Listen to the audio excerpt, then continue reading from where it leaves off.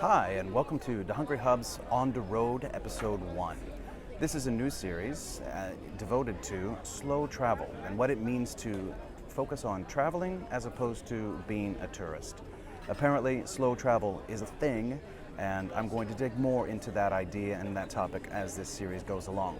But first, in talking to people, we have to decide when you want to go on the road, you have a choice. The choice is between being a tourist or being a traveler. Now, let's define this. To be a tourist, you're checking boxes, you're maximizing time, you're thinking next, gotta get here, gotta go there. With travel, as a traveler, slow travel is more of a focus. You want to spend time in the culture, you want to absorb it, you want to allow opportunities to adapt. Find those opportunities to adapt to the culture that you're in. Being a tourist means that you're passing through very quickly, very steadily. You pay your money and you get on the ride and off you go. Whereas a traveler is a different approach entirely. Now, in order to think about becoming a traveler versus a tourist, it's better for you to, in my opinion at least, to ask the questions. Why? Why do you want to travel? Now, I'm not going to answer that question for you. Fundamentally, at your core, that's what you need to decide for yourself. But really ask yourself why it is that you really want to travel. Is it because of some kind of dream? Is it because of a hope that it will change your life? Are you running from something? Are you running to something? Right? So, ask yourself why you really want to travel before you begin on a path like this. Also, ask yourself, how do you really want to go? Now, if you look at the tourist routes, there are several different ways, but I'll break them down real quick. You've got package deals, you've got tour guides, and there's a focus on expedience.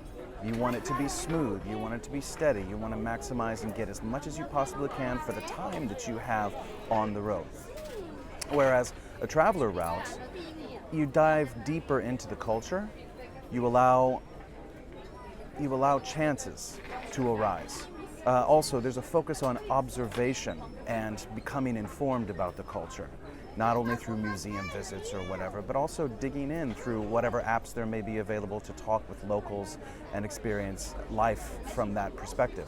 And finally, I'm going to talk more about this in another video, but there's the spoke versus circular routes. These are suggestions that I have for how you can frame your path.